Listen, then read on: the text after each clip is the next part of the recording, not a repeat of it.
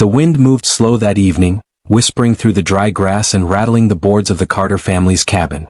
The land stretched wide and tired, its dust clinging to the skin and the soul alike. Folks around these parts had learned to live with less rain, less food, less luck. But the Carters had fallen further than most. Inside, the room smelled of wood smoke and fear. 16-year-old Emma sat quiet in the corner, her hands clutching her mother's old shawl. Her father, Frank Carter, stood near the hearth, staring into the flames like he could bargain with them. Beside him sat a man older than the hills, white-bearded, stoop-shouldered, and clutching a cane carved from mesquite. His name was Horace Dunn, a widower from the far side of the county, known for his cattle and his temper. He had come with one offer. One cow. One brown and white heifer for the Carter girl's hand. Emma didn't speak when she heard it. She couldn't.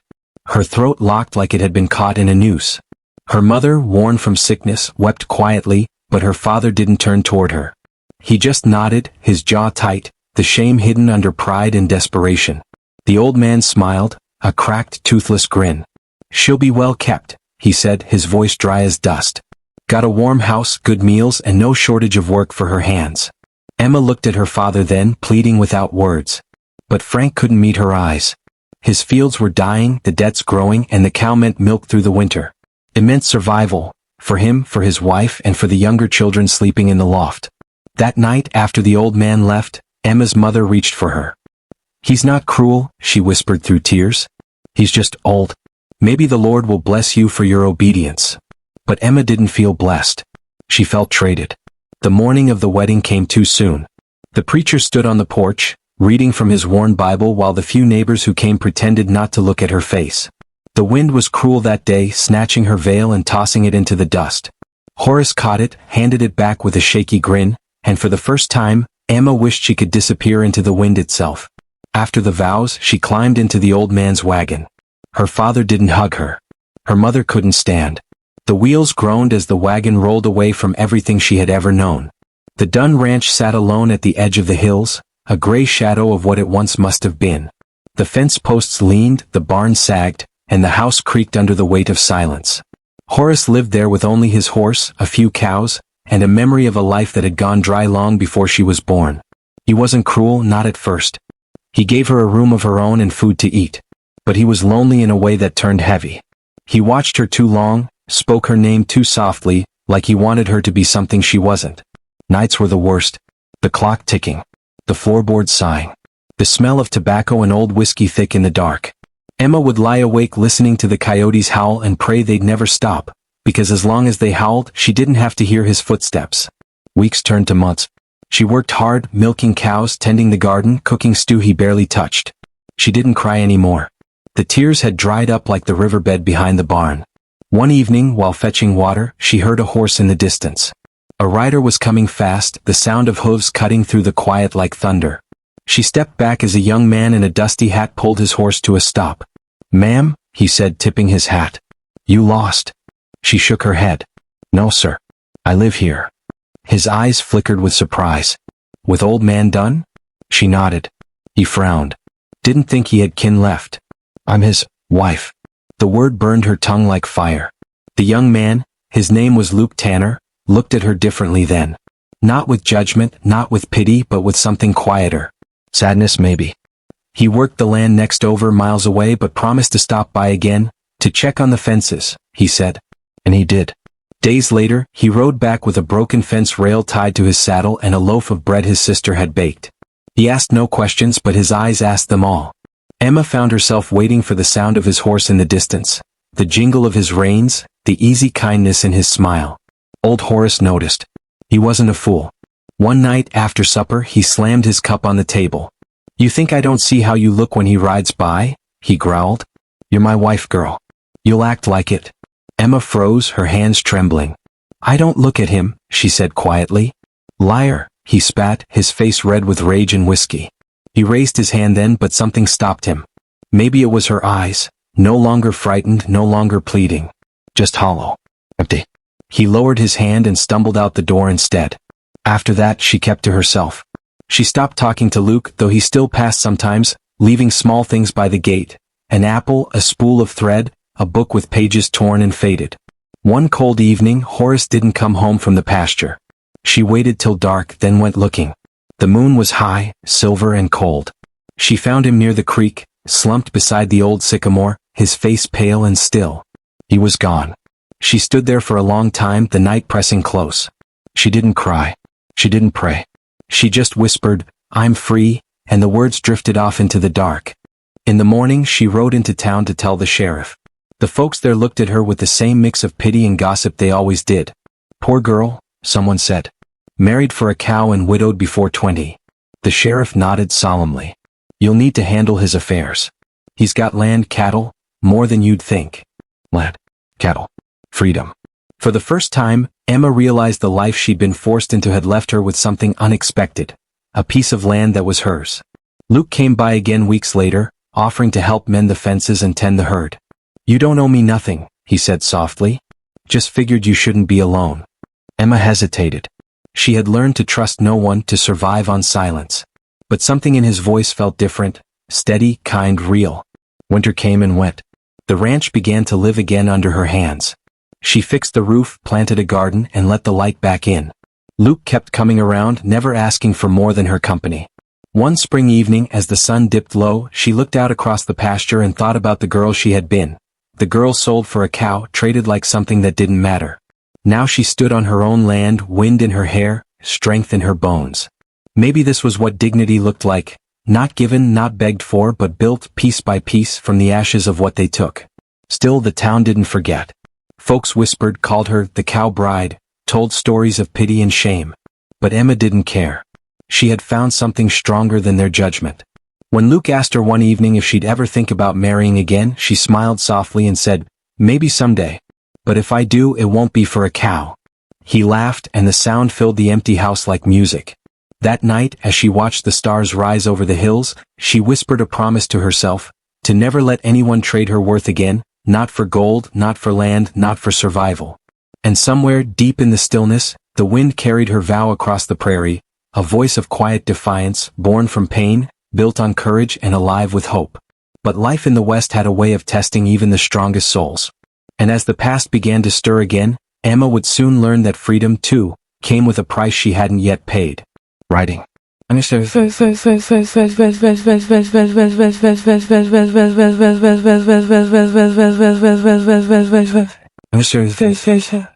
The spring winds carried the scent of new grass and distant rain, brushing gently through the broken fences and cracked windows of the old Dunn ranch. It had been nearly a year since Horace's passing, and the place was beginning to look like a home again. Emma had worked the soil with her own hands, patched the barn roof, and planted lilacs along the porch, flowers her mother had once loved. Life for the first time felt like hers. But the land carried memories like the sky carried storms, always waiting for a reason to break. One morning, as Emma led the cow down to the creek, she saw dust rising on the horizon. A rider was coming, 2, maybe 3. She shaded her eyes. The lead rider wore a black hat and rode like a man who owned everything the sun touched. When they drew near, she recognized the sheriff. Beside him rode a man in a fine coat and polished boots, too clean for the prairie. "Mrs. Dunn," the sheriff called out, tipping his hat. "We need a word." Emma wiped her hands on her apron. "What's this about?" The man in the coat spoke before the sheriff could. "Name's Warren Dunn. Horace was my uncle." Emma's heart sank. He dismounted, brushing the dust from his sleeve. "By law, this property belongs to the Dunn family. My uncle didn't leave a will, and you, well, you were never properly registered as his wife." Her breath caught. "That's not true. We were married by a preacher in town." "Maybe," Warren said coolly. "But there's no record filed. No paper, no proof. That means this land, the cattle, everything, comes back to the Dunn estate." The sheriff shifted uncomfortably. "He's not wrong, ma'am. If you can't prove the marriage, there's not much I can do." Emma felt the ground tilt beneath her. After everything, after the years of silence, the nights of fear, the months of rebuilding, someone was trying to take it all again. "Give me a few days," she said quietly. "I'll find what I need." Warren smirked. "You've got 3. After that, I'll bring the papers to court."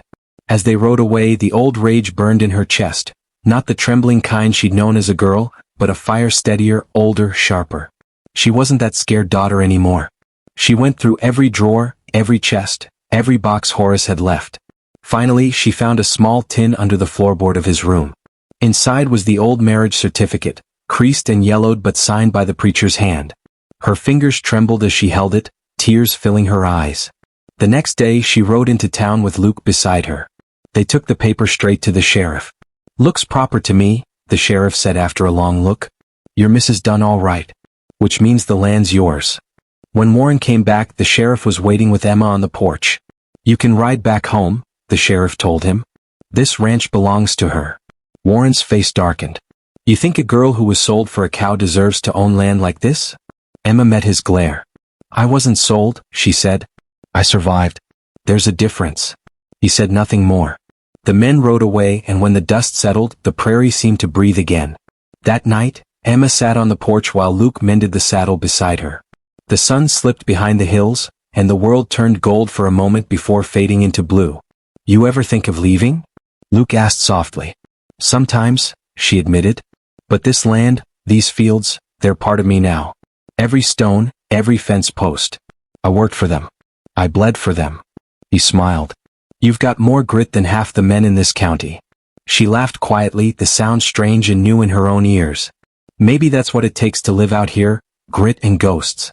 As summer came, word spread about her victory. Folks in town began to see her differently. Some nodded when she passed.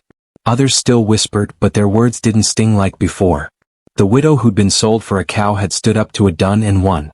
That was something the town wouldn't forget. Still, Emma carried her solitude like a shadow.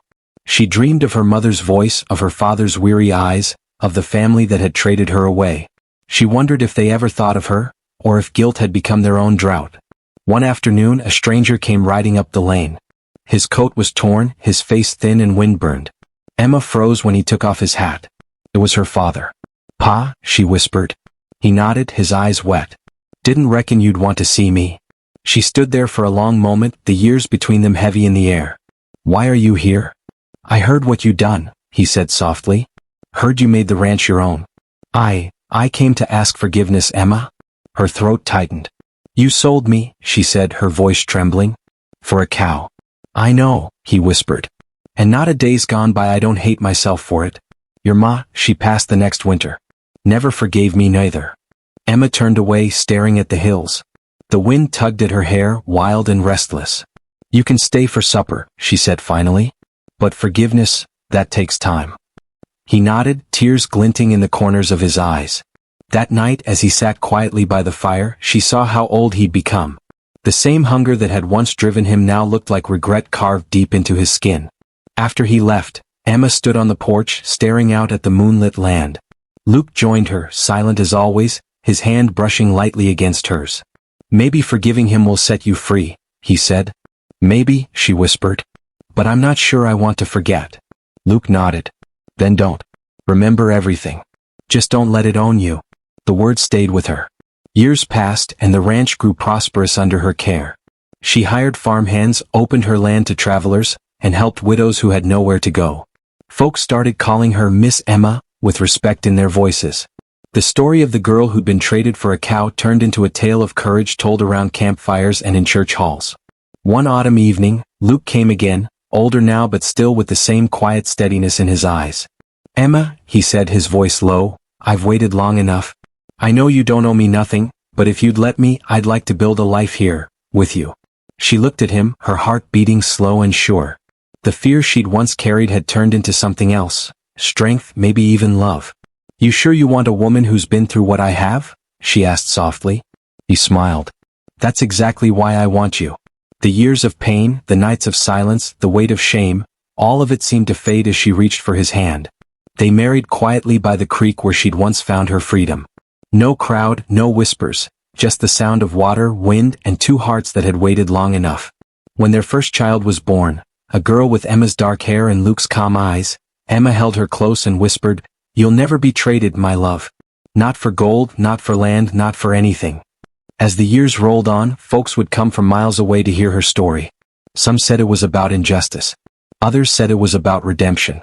But those who truly knew her said it was about something deeper, the unbreakable spirit of a woman who refused to be owned. And when the wind blew across the prairie at dusk, you could almost hear her laughter carried in the air, soft, strong, and free. Because in the end, Emma Carter Dunn Tanner wasn't just the girl who had been sold for a cow. She was the woman who taught the West what it meant to be worth more than anything money could ever buy.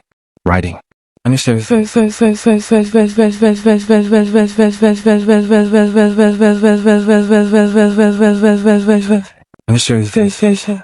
The years passed quietly, though the land around Emma never stayed still. Seasons came and went with the same rhythm as her breath, steady, sure, and marked by the work of her hands. By the time her daughter Clara turned 10, the ranch had become one of the most respected spreads in the county. The barns stood tall, the fences ran straight, and the fields grew golden under her care. But peace was a fragile thing in the West. It had a way of testing those who dared to hold on to it. One autumn morning, as Emma and Luke sat at the table drinking coffee, a rider appeared on the horizon.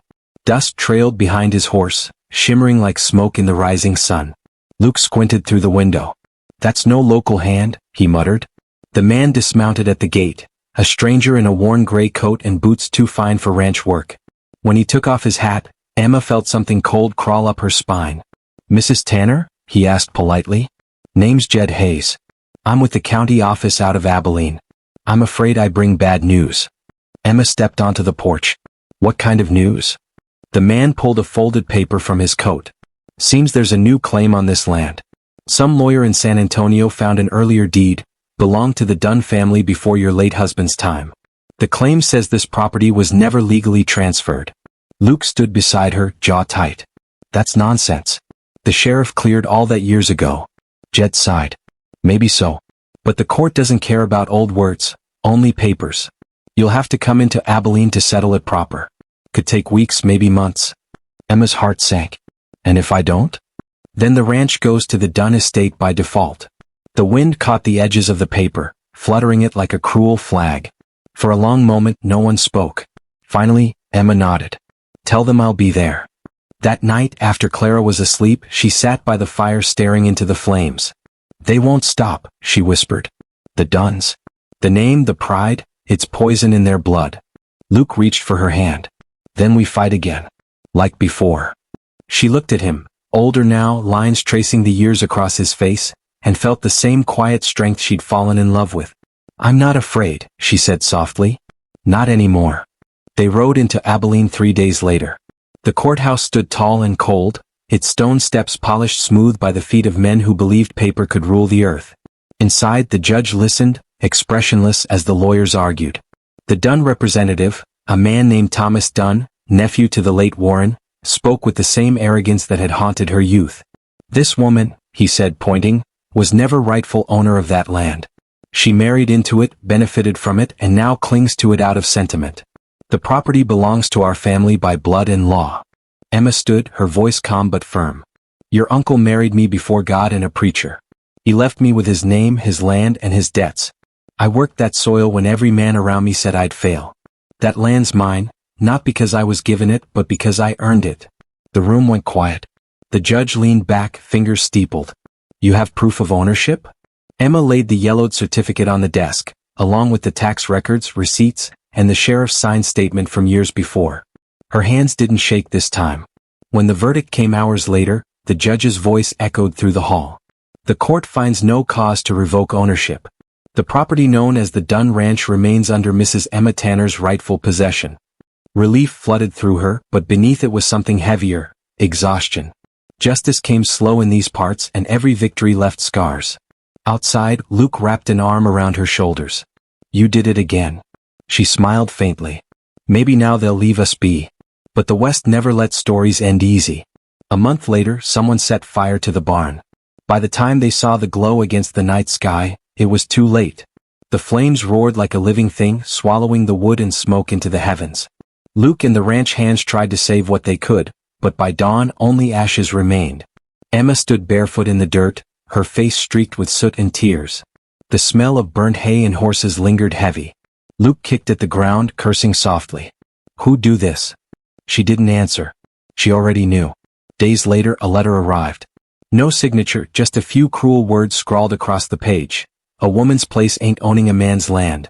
Emma folded the letter carefully and tucked it into the stove's flame. "Let them come," she murmured. "They'll find I'm not the same girl they bought years ago." The rebuilding took months. Friends from nearby ranches came to help. Even folks who once whispered behind her back sent wood, nails, and tools.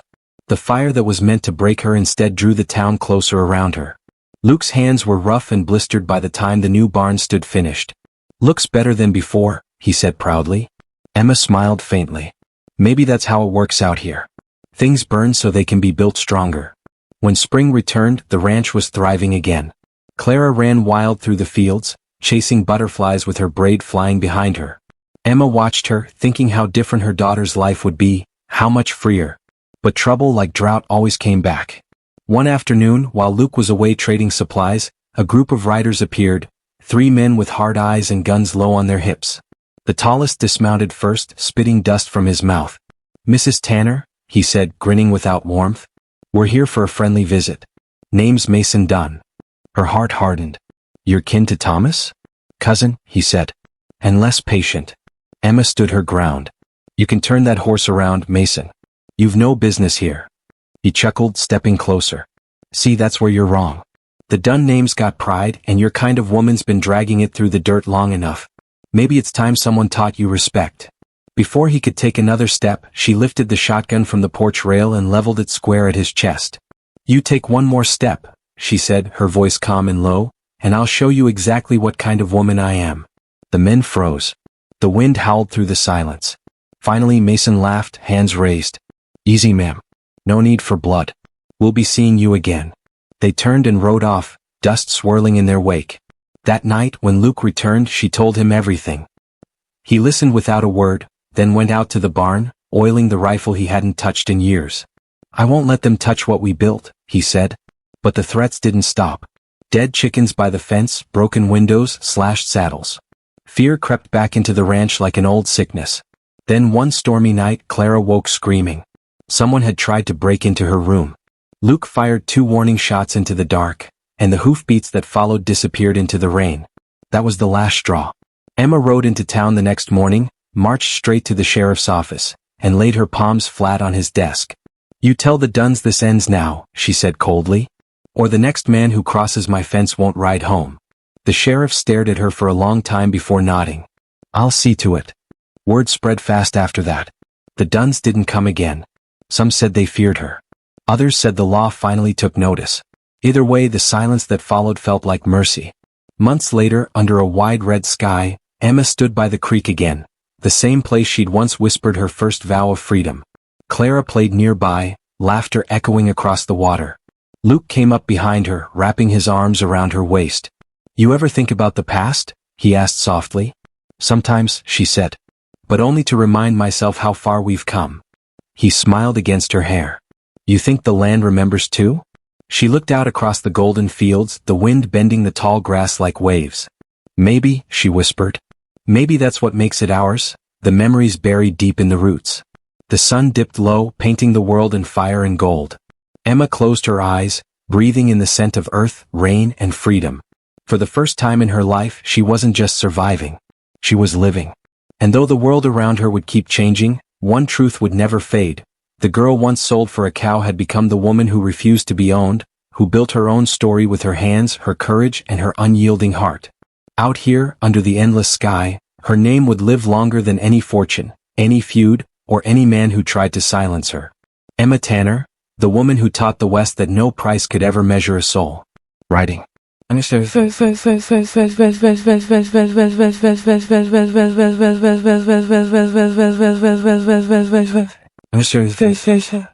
By the time another decade rolled through the plains, the story of Emma Tanner had grown into something larger than the woman herself.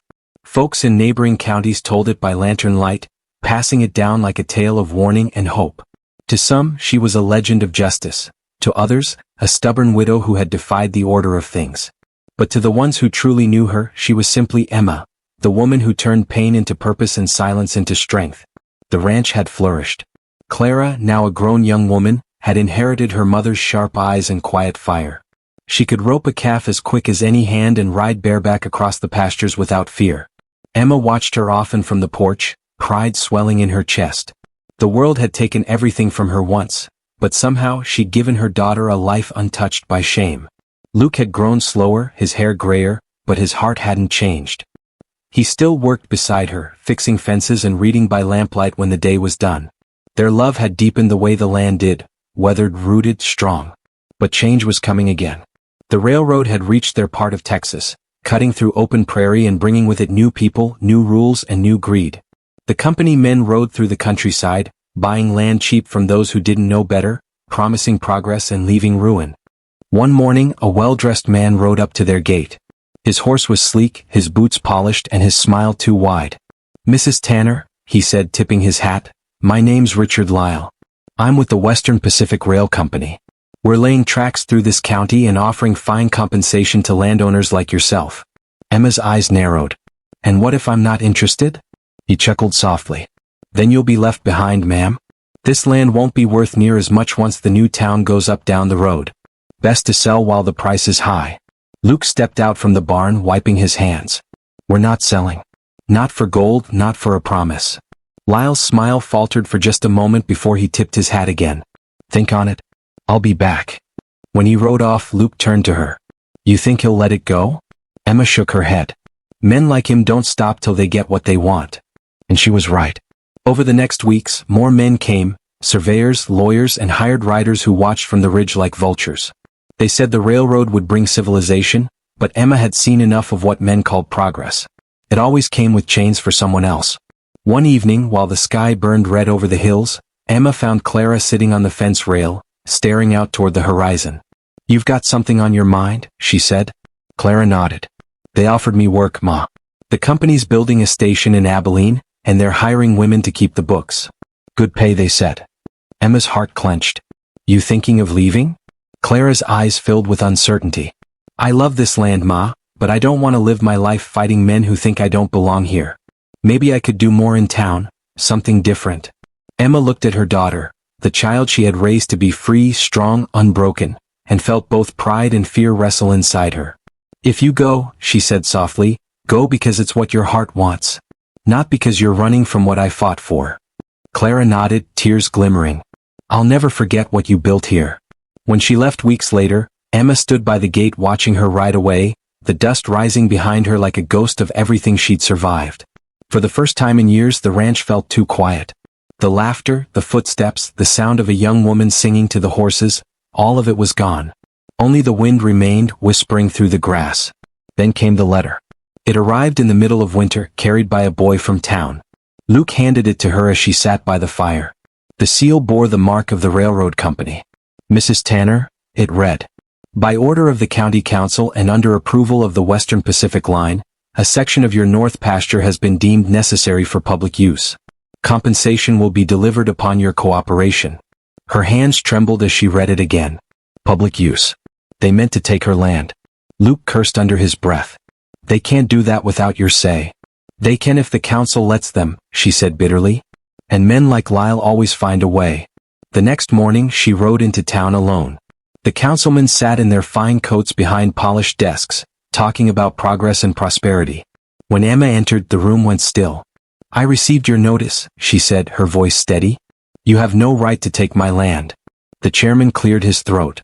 "Ma'am, this is for the good of the county. The railroad will bring jobs, trade." She cut him off. "I've worked that land with my own hands for 20 years. My husband and I buried our sweat, our blood, and our dreams there. You call it progress. I call it theft." The men exchanged glances. Lyle stood in the corner, smiling faintly. "No one's stealing from you, Mrs. Tanner. You'll be paid fairly." Emma turned to him. "You think gold can buy what the earth gave me? You think money can measure what it cost to make that place my own?" The room was silent. Finally, the chairman sighed. "We'll take your protest under consideration." She left without another word. Back at the ranch, she stood by the fence as the sun set, her heart heavy with a familiar ache. She'd spent a lifetime fighting men who thought they could own her. First her father, then Horace, then the Dunns. And now this. But she wasn't that girl anymore. That night, she and Luke drew up their own papers, legal, signed, sealed. They transferred sections of the ranch into Clara's name and into trusts for the hands who'd worked beside them for years. If the railroad wanted her land, they'd have to fight through everyone she'd ever helped. When the company's men came with their maps and chains, they found locked gates, armed ranchers, and a woman standing in front of her porch with a shotgun on her arm and the law on her side.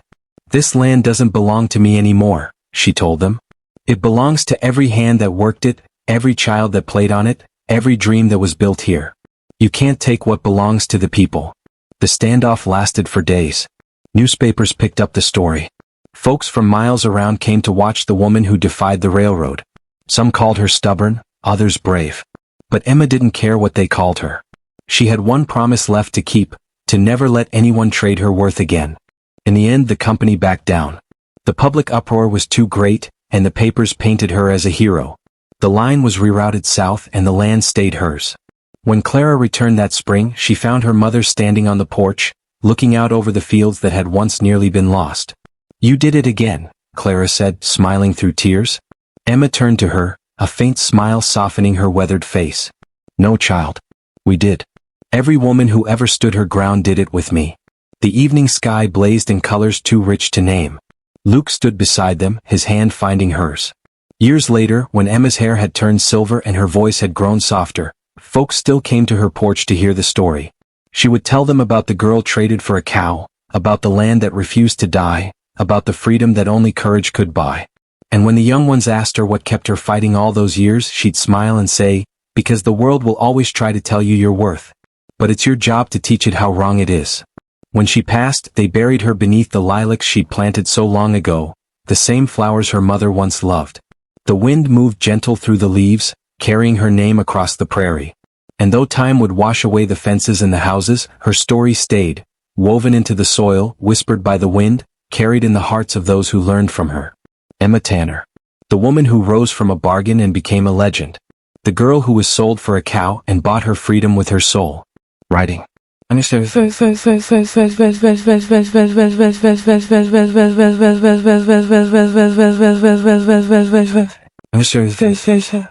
Days passed like whispers of sorrow.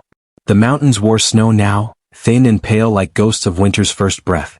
The air turned cold, and every night, when Clara lay beside the old man, she could hear the silence between his heartbeats, a silence filled with guilt and something like shame. He had changed. Maybe not all at once, but slowly, like a man haunted by his own choices. Sometimes he would leave his supper untouched and sit outside, watching the sky darken over the ridge.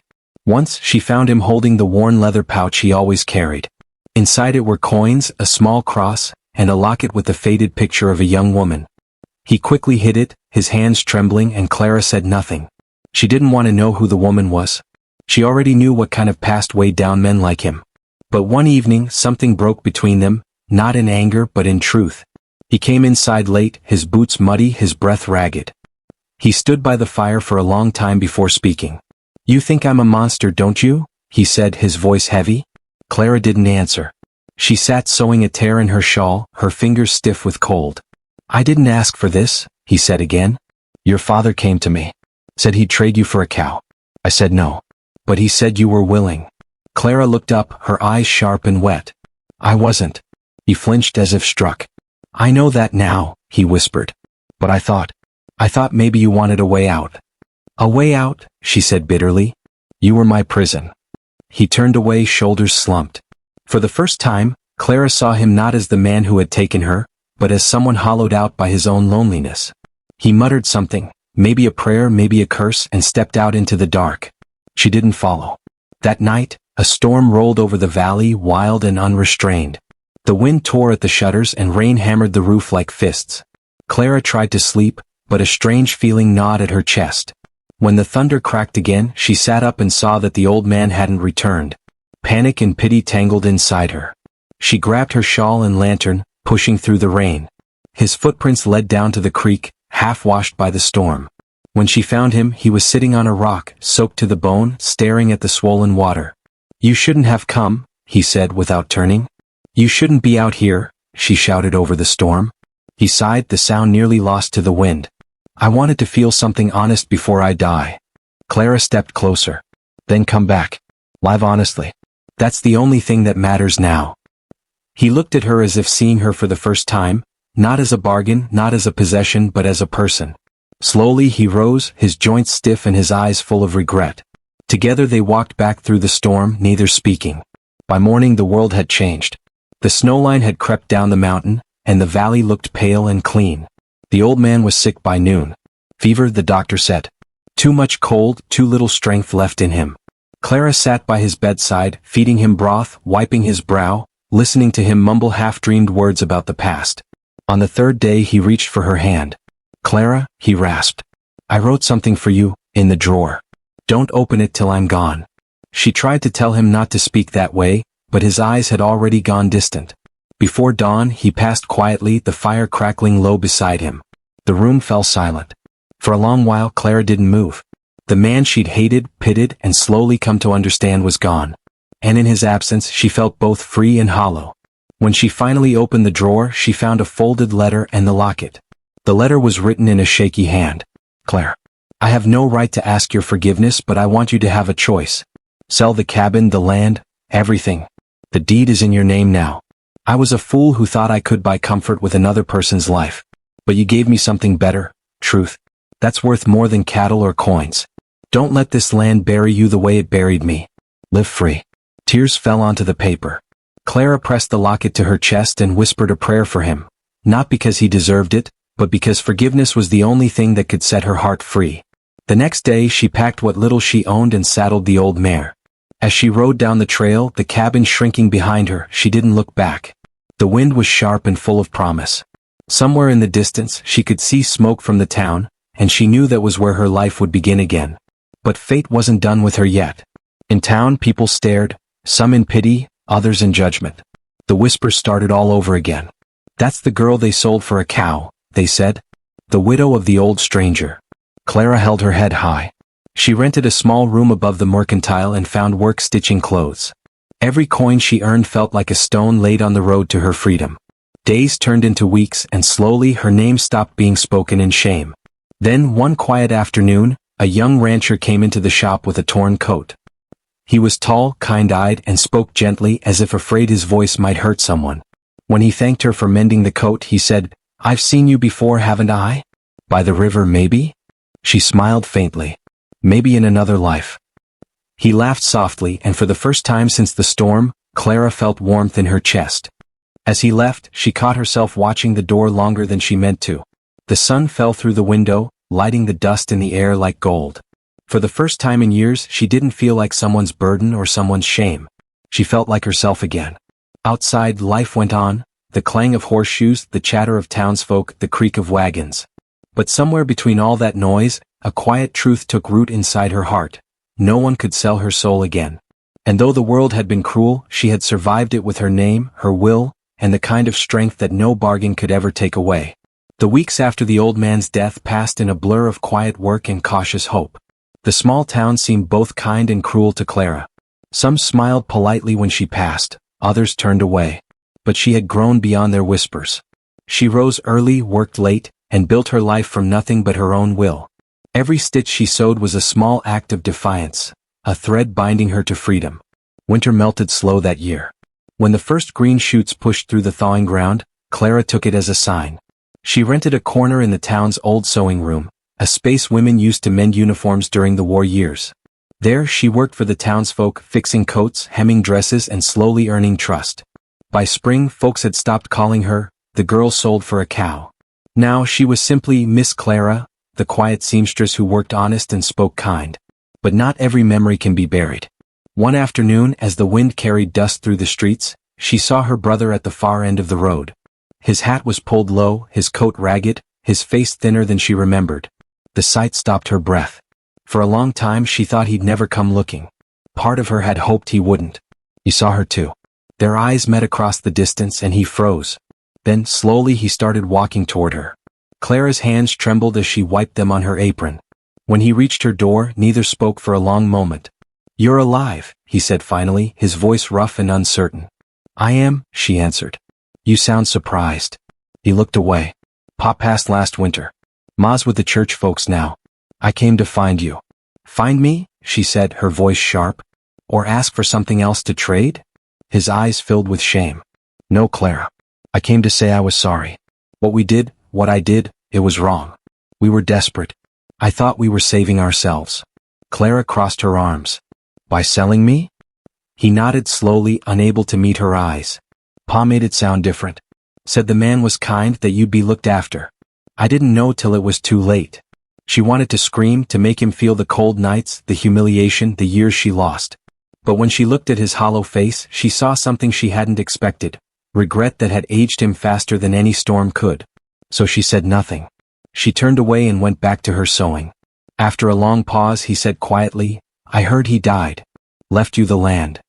"He did," she replied. "It's mine now." "You going back?" he asked. Clara shook her head. "No. That place buried too much." He hesitated, shifting his hat in his hands. "Ma's sick. The farm's gone. I came to ask if you could help us start again." "I wouldn't ask if it wasn't the only way." Clara froze. For a long time, the sound of the needle filled the room. Then she looked up, her eyes steady. "Do you remember what you traded me for?" she asked softly. He swallowed hard. "A cow." She nodded. "Then here's your answer. You sold me for less than an animal and I lived through it. Now you come back asking me to save you. I can't. Not because I don't have pity, but because I finally learned what I'm worth." He lowered his head, shame flooding his face. "I understand," he whispered. Then he turned and left without another word. She watched him disappear into the road's long dust, her heart heavy but sure. Some doors must stay closed to keep peace inside. That night, Clara sat by her small window watching lanterns flicker across the town. A knock startled her. When she opened the door, it was the young rancher again, the same one whose coat she had mended weeks ago. He smiled shyly, holding a bundle of fabric. "Hope I'm not bothering you," he said. "But I tore my sleeve again. Seems I'm no good at keeping a coat in one piece." Clara laughed softly. "You might need a sturdier thread, or steadier hands." He grinned. "Or maybe someone with yours." Something in the way he said it made her heart pause. He looked at her not with curiosity but respect, like a man who saw strength where others saw scandal. As she worked on his coat, he told her about his ranch beyond the valley, how his father had died in the war, leaving him with land and no family. "It's lonely out there," he said, "but peaceful. I always thought it might be nice to have someone who understands quiet." She didn't answer, but she didn't look away either. When he left, he tipped his hat and said, "See you next week, Miss Clara." After he was gone, Clara sat with the fabric still warm from her hands. She felt something she hadn't felt in years, a sense of being seen not for what she had endured, but for who she was becoming. Spring deepened, and with it came laughter she hadn't known she could still hold. She'd walk through the market now without flinching. Sometimes children would run past and smile at her, calling her Miss Clara. She began to hum again as she worked. Each sound, each breath was a small victory. One afternoon she found an envelope slipped under her door. No name, no address, just her name written in rough letters. Inside was a small piece of paper and $2 silver. The note said only, "For the girl who was worth more than a cow." Her breath caught. The writing, she knew it. Her brother's hand. She pressed the note to her heart and whispered, "May you find your peace too." Months turned into a year. The young rancher, whose name was Eli, visited often, sometimes with a coat to mend, sometimes with stories, sometimes with nothing but a gentle smile. He never pushed, never asked about her past. And one day when the sky was soft and blue over the town, he asked if she'd ride with him to see his land. They rode out at dawn. The wind carried the smell of sage and the call of hawks overhead. When they reached the ridge, she saw a stretch of grassland rolling down toward a creek, wildflowers scattered like spilled paint. "It's beautiful," she said. He nodded. "It's home. Or it could be." She looked at him and he looked at her, not with demand but with quiet invitation. For the first time in her life, a choice was hers alone to make. And when she said yes, it wasn't out of fear or debt or the weight of anyone's expectations. It was out of something rare and sacred, freedom. That night, as they sat by the fire near the creek, Clara leaned back and watched the stars unfold above the plains. She thought of her father, her mother, the old man, her brother, and all the faces that had shaped her into what she was. And she knew then that her story was not one of tragedy, it was one of survival, dignity, and rebirth. She whispered into the night, "No one owns me anymore." And somewhere in the wind that swept through the valley, it sounded like the land itself whispered back, "No one ever will." The months that followed were the gentlest Clara had ever known. The air carried a kind of peace she hadn't believed existed, a peace that grew not from forgetting, but from finally being free to remember without pain. Eli's ranch became a second home. She rode out there most mornings, her dress tucked up and hair tied back, helping mend fences, feed horses, or just walk the land in quiet companionship. Eli wasn't like the men she'd known before. He never filled silence with boasting, never treated her as something fragile or broken. When he spoke, it was plain and honest. When he looked at her, it was steady and kind. That steadiness, that decency, it healed things inside Clara she didn't even know were still bleeding. One evening, as the sun sank red behind the hills, Eli said softly, "You ever think about leaving this town for good?" Clara smiled faintly. "I used to think about leaving every night. Now I think about living." He nodded, the corners of his mouth lifting. "Then maybe we're thinking the same thing." The fire crackled between them. Clara felt the weight of those words settle into her heart, warm and steady. But peace never comes without tests. A few weeks later, the past came riding back into her life on horseback, this time in the form of Sheriff McCready.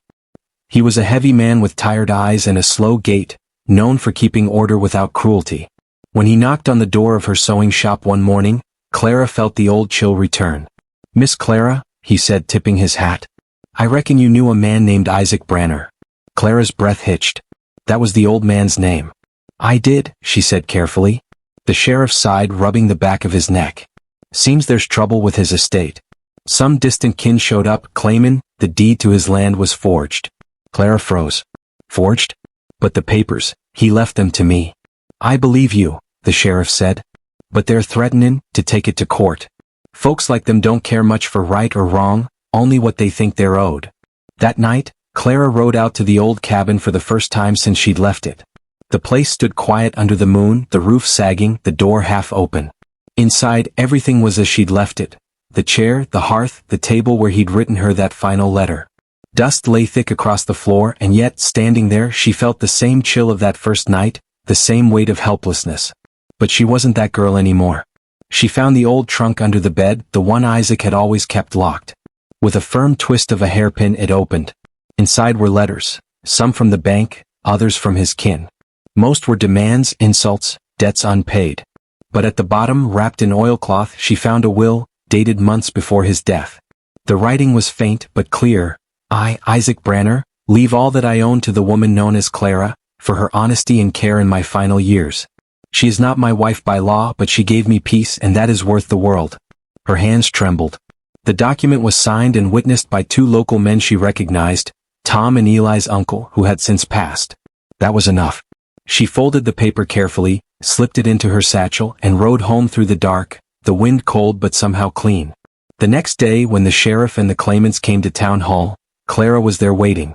Her brother was there too, called as a witness by the kin who wanted her land. He avoided her eyes. When the sheriff read the will aloud, the room fell silent. Then the lawyer for the kin sneered, "A woman's word and a dead man's ink don't make a deed." Clara stood, her voice steady. "Maybe not. But I have something that does." She handed over the signed will and a letter Isaac had written to the town pastor. A letter the pastor had given her only that morning after hearing of the dispute. In it, Isaac confessed his sins and stated clearly that he'd left everything to her in repentance for what had been done. The seal of the church still shone red at the bottom. The sheriff looked it over, nodded once, then turned to the kin. "Seems clear enough. This land belongs to Miss Clara. You'll leave it be." The kin muttered curses and stomped out, their boots echoing through the hall. The sheriff tipped his hat to Clara. "Ma'am, I'd say that's justice, plain and simple." Her brother stayed behind, face pale and eyes wet. "I didn't know they'd drag me into this," he said softly. Clara looked at him, her heart softer than she expected.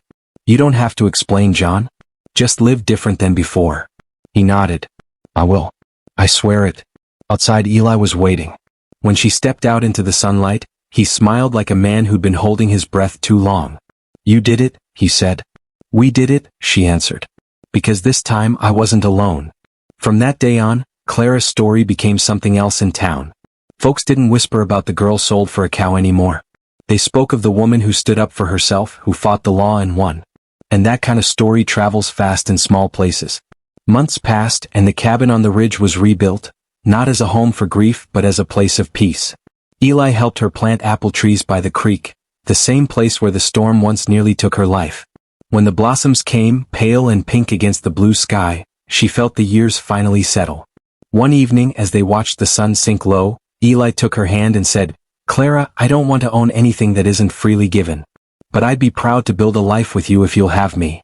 She looked at him, her eyes reflecting the firelight. "I've had enough of bargains," she said softly. "But love, That's something I can give. And so she did. They married in the small church at the edge of town, where once she'd been too ashamed to enter. The same folks who had once gossiped now came to bless her union. Even her brother stood among them, his head bowed, a man humbled and changed. When Clara walked down the aisle, her dress plain but perfect, she felt something greater than happiness. It was peace, earned and true. Years later, people would tell her story in hushed, admiring tones. That's Miss Clara, they'd say. She's the one who was sold for a cow, and bought her own freedom back with courage. Aunt Clara, sitting on the porch beside Eli, would smile faintly and watch the wind move through the grass, whispering to the land that had once caged her but now called her home. Because in the end, the West belonged not to those who bought and sold lives, but to those who had the strength to reclaim them. Years turned softly, one season folding into another. The orchard that Clara and Eli planted by the creek grew strong. Every spring, it filled with blossoms so pale they looked like snow, and every autumn the air smelled sweet with apples. The townsfolk would come by to buy them, but mostly to see Clara, the woman whose story had outlived its shame. She never boasted about her past. When people asked, she only said, "It was a long road, but it led me home." And that was enough. Children loved her. They'd run through her orchard laughing, chasing one another through the rows of trees. Sometimes she'd sit on the porch, sewing small dolls or mending torn overalls, and they'd gather around her feet. "Tell us a story, Miss Clara," they'd beg. And she would. Not about the cow, not about the man, not even about the pain. She'd tell them about courage, the kind that grows quietly, the kind that doesn't roar but endures. "When the world tells you what you're worth," she'd say softly, "don't you ever listen. Only you can name your value." Eli would watch her with quiet pride. Life wasn't always easy, droughts came, storms rolled through, and the work never truly ended. But there was laughter in their home, and that laughter was a kind of redemption. One winter night, long after the town had gone still, Clara sat by the fire with Eli's arm around her. Her hair had turned silver, her hands lined from years of sewing, but her eyes still carried that spark, the same one she'd held the day she walked away from the cabin. She reached into the small box on the mantel and took out the locket Isaac had left her. Inside she placed two pictures, one of the young girl she used to be and one of the orchard in bloom. She smiled faintly. "We all begin somewhere broken," she said. "But if we keep walking we end up whole." Eli kissed her hand. "You saved yourself, Clara. No one else could have done that." She looked at him tenderly. "Maybe. But love helped me remember why it was worth saving." The years rolled on and time, as it always does, took what it must. Eli passed one spring morning beneath the apple blossoms, his hand resting in hers. Clara lived long after, tending the trees, watching the world change around her. When her time finally came, it was gentle. She fell asleep on her porch, the sunset warm on her face, her sewing basket at her feet. They found her with a soft smile and the locket in her hand. At her funeral the whole town came. Men removed their hats, women wept quietly, and children placed apple blossoms on her grave.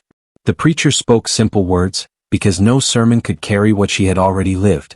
"Clara taught us all," he said, "that no one's worth is measured by what they're traded for, but by what they carry inside." Years later, travelers would stop in that valley and hear whispers of her story. They'd see the orchard, still blooming, still cared for by those who'd known her or learned from her, and someone would always say, "That's the land of Miss Clara, the woman who was sold for a cow but lived like a queen." And when the wind passed through the branches, scattering petals into the creek, it almost sounded like a voice, soft, sure and free, saying, "No one owns me anymore.